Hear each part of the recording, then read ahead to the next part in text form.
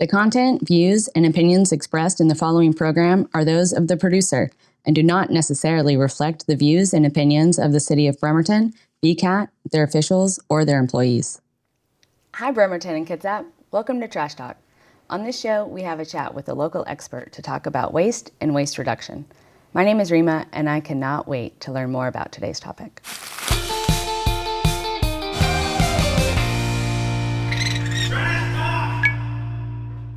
Kitsap Community Food Co-op is a grocery store in downtown Bremerton. They're a resource for all of Kitsap. Here to share how Kitsap Co-op helps reduce waste is Greg Stanek. Greg, welcome to the show. Thanks, Reama. I'm glad you're here. Yeah, me too. So tell me, how did you get involved with the co-op? Yeah, so in September of 2024, I had heard that the co-op was struggling to find board members, and so I decided to throw my hat in the ring, and I got elected to the board. Okay, and what drew you to the co-op in the first place? Yeah, so co-ops are known to champion values over profits, and specifically the Kitsap Community Food Co-op helps end food desert in downtown Bremerton. They champion their community, they support local, just all things that I value. Great, great. Can you tell us what are the benefits of a co-op? Yeah, so I think the easiest way to think about this is to talk about the 6 values that cooperatives form themselves around, and then the 7 principles that they, or some of the 7 principles that they use to realize those values. Okay. So the 6 values are self-help, self-determination, democracy, equality, equity, and solidarity. Okay. Great. And then our 7 principles that allow us to realize that. So voluntary and open membership. So we allow anyone at the Kitsap Community Food Co-op to become a member. And in some cooperatives, like the worker cooperatives that we talked about, there might be some responsibilities. So those might be some other limitations to that, but it's open to anyone. The next one is democratically controlled organizations. So how we do that at the Kitsap Community Food Co-op is anyone that is a member can run for a board of directors seat, and then we allow all of our members to vote for who's going to control the organization. Okay. The third one is member economic participation. So to become a member requires an equity stake. So normally with an equity stake, you would get like dividends or interest returns. That's not primarily what this is for. This is just saying, I'm going to invest in this business, and then we can use that equity to grow the business. So for us, it's $200 to get an equity stake in the business. And we do have some payment plans if people can't afford the $200. I would just encourage them to swing by the store and ask about those options. Okay. The fourth one is autonomy and independence. So we're not beholden to stakeholders, right? We're beholden to our members, and so we can champion their values and support them and do the things that they want. Okay. The next one is cooperation among cooperatives. So cooperatives support each other. This happens on the regional level, the state level, and then even the federal level. Okay. And then there's knowledge, skills, and training. Okay. So how we do this, I guess how cooperatives do this is that they, help inform their community members. They help inform their staff, board of directors, all those different people, right? And they share that knowledge that they have. And the last one is care for community. So this is the largest benefit, I think. Okay, so at the Kitsap Community Food Co-op, we're the only grocery store in Kitsap County that offers at-the-counter SNAP match. Okay, so if you come in and you are using SNAP and you spend $5 on fresh fruits and vegetables or certain canned or frozen fruits and vegetables, you get an immediate $5 discount on those same category of foods. So if I'm buying $5 of cauliflower, I can get free $5 of green beans or cauliflower or carrots, whatever that is. Wow. Okay? One that we have that we personally fund, a program we operate, is called Flour. So fresh, local, organic, within everyone's reach. And we ask members when they're checking out if they'd like to round up to the nearest dollar to donate to the Flour program. And then member owners that come in that are on benefits, so SNAP, WIC, EBT, TANF, SSI, and SSDI, they get a 10% discount on regularly priced items. Wow. Okay. And the last one that I want to highlight, it's not really part of any of the principles, is that studies have consistently shown that every dollar you spend at a cooperative helps keep that money in your community and actually turns it into $1.50 of economic growth. And so it's an economic engine that keeps money in your community that allows businesses to thrive. And in this case, farmers and local food. So how do you incorporate that into the food co-op, local farming and local produce? Yeah, so we have Amanda, who is our farm coordinator, and so she works with the local producers. And again, we're talking about cooperation among cooperatives. Right. So we can reach out to Kitsap Fresh and say, hey, we can help sell your products, right? I know that in the past we have helped with the Bremerton Farmers Market. So farmers that might not be able to, or farms that might not be able to travel there, and sell enough, they can sell through us. And so, yeah, we're just trying to stock our shelves with local producers and local farms. And yeah, so speak to the benefit of using local produce in as far as waste reduction. Yeah, so we can think about reducing food distance, okay? So food distance is the amount of distance that food travels before it gets to your plate. Okay. So I will look this up because I wanted to be prepared. And there was a 2008 study where they looked at how much average food travels. And so food on average in that 2008 study traveled over 1,000 miles to get to your plate. And when you think of the larger supply chain, right, transporting equipment on site, transporting workers on site, packaging, all those things, it ends up being 4,000 miles of transportation, okay? And so there's two immediate benefits that just jump out at you with that. So one Sure. is, I think everyone is seeing fuel costs or energy costs rise everywhere, right? And so that savings or that cost is getting passed on to you as a consumer. So by buying local, we can save money on that transportation cost. Mm-hmm. And then we can think about the effects that transportation has on the environment, right? And so reducing that also helps us. One of the things that one of the board members shared with me when I was talking to her about this was, for instance, tomatoes are picked when they're green. And then they're allowed to ripen during transport, okay? But that robs them of the ability to absorb nutrients from the soil and just be as nutrient dense as we want them. Whereas when we get from a local farm, they wait until they're fully ripe before they're picked. Talking about, I think the original question was reducing, waste and trash. So, we can use less packaging to transport these items. Mm-hmm. There's less opportunity for something to go wrong during that transport, right? Refrigeration fails and all of that food goes to waste, or there's, an accident and all that food goes to waste. So just overall, right, we're getting healthier food. We're reducing, the fuel costs. We're reducing the packaging, and we're supporting our local community. I love it. It's well-rounded. It's every part of the puzzle is assisted with buying local food from your local co-op, which is, in our case, is Kitsap Community Food Co-op. So yeah. I love that. What else can you tell us about the food that you're getting in the co-op? Yeah, so we're a grocery store, right?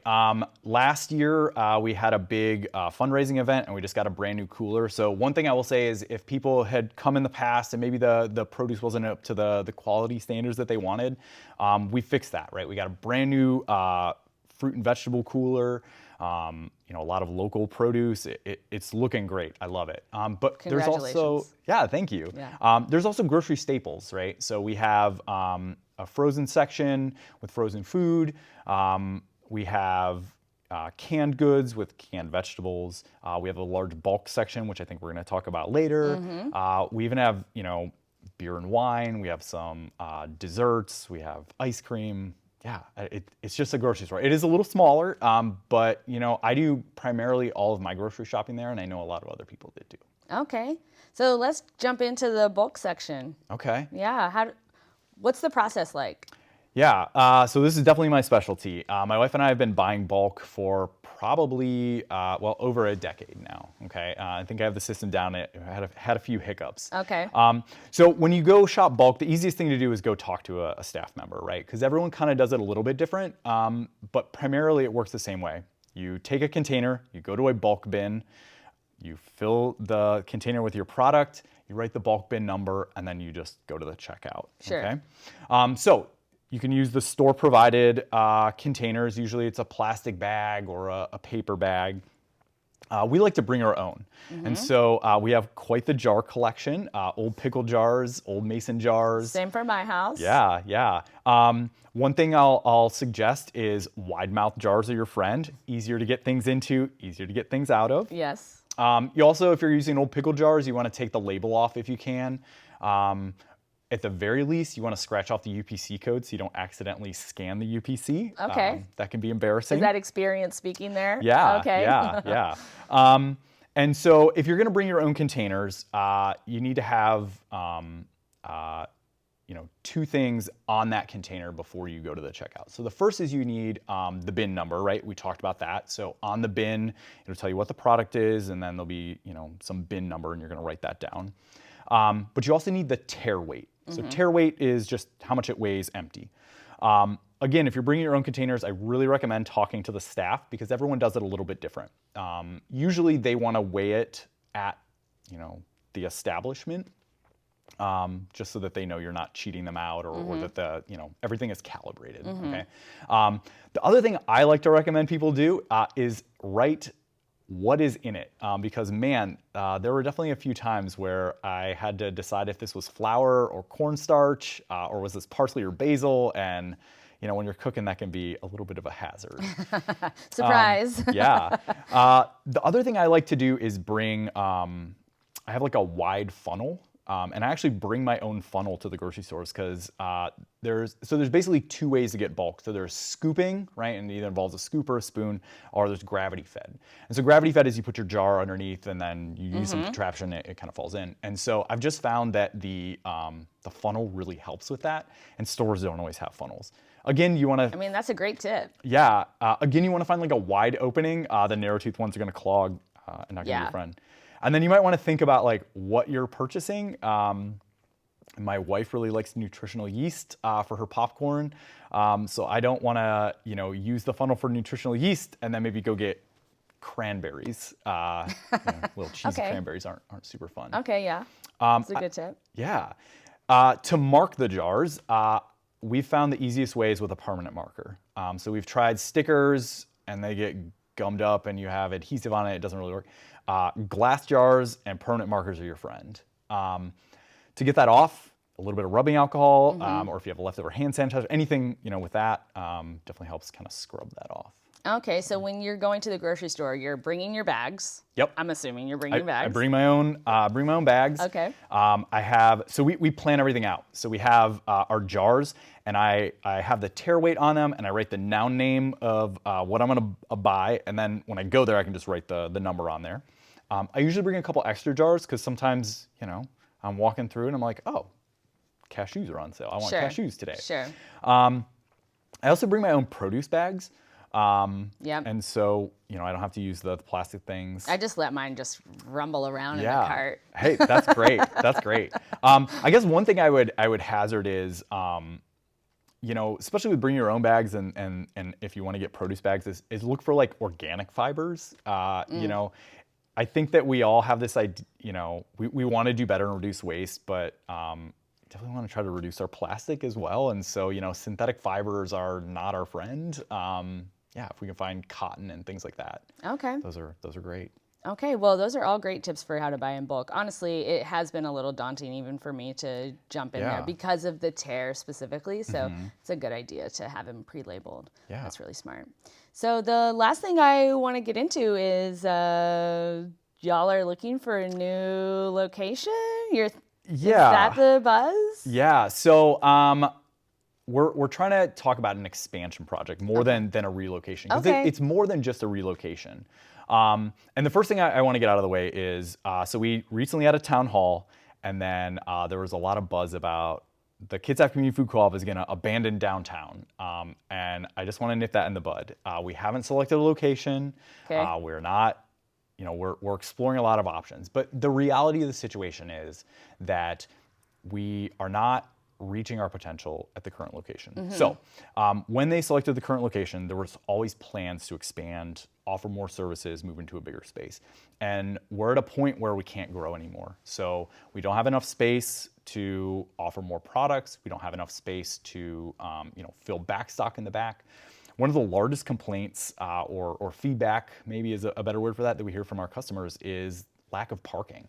So right now they have to parallel park if there's one available close. And especially like at winter when it's dark out, maybe it's, not super nice out, or especially if, I think of differently abled people, right? People bringing their kids in strollers or have mobility issues, right? Like we want dedicated parking. And so, yeah, we're looking to expand. So to do that, we are kicking off a membership drive. So right now we have 1,600 members. Wow. Yeah. That's great. So our goal by the end of June, I think, is another 400. Okay. Very ambitious, Okay. but shoot for the stars, right? Sure. And we're also looking for volunteers to help us. So, I volunteer on the board, but we also split that work down into committees. So right now, most of the board members are running and staffing the committees, and we'd really like to get that, get a lot more member ownership participation. Okay. One thing I would say is I think people have this idea that they're not going to be good enough or they're not perfect. And I'll just share my own experience. So I'm running the community engagement committee. I'm responsible for marketing. I have no background in marketing. I don't use social media, but I'm stepping up because someone needs to do that. And I do have a good background in like coordinating projects and seeing them to the end. And so, we've found those people that are experts and can donate, even a couple hours a week, when they can. And that's really helpful. Yeah, it does take everyone pitching in to do your small and big part. It just depends on what's coming around that is a good fit. Yeah. Volunteers are essential. Yeah. And, the other thing is that, you can support this business that, again, is championing the values of your community. There's a lot of really great people that I've met, through this work. And even in my, my own private life, it's paid off dividends in terms of, when I need something for my business or when I'm trying to do something else, right? I have a larger network and I'm building a community. Yeah, for sure. Well, thank you for coming on the show and giving us a walkthrough of the co-op and just spreading the good word. I mean, some of the things you said were really astounding, like the $1.50 for every dollar spent. Building our local economy is essential, so I'm really glad that you're here, especially in downtown Bremerton. Yeah, well, thanks for having me. I really appreciate it. Greg had some great insights and tips for us. Did you know bulk bin shopping could be so easy? Be sure to take a visit to the co-op soon and follow along on their journey as they decide their next moves to help reduce food waste and connect us with local farmers. If you want to catch up on past episodes of Trash Talk, you can find them on the BCAT YouTube channel. Don't forget to like and subscribe. Until next time, use it again, Bremerton-Kitsap.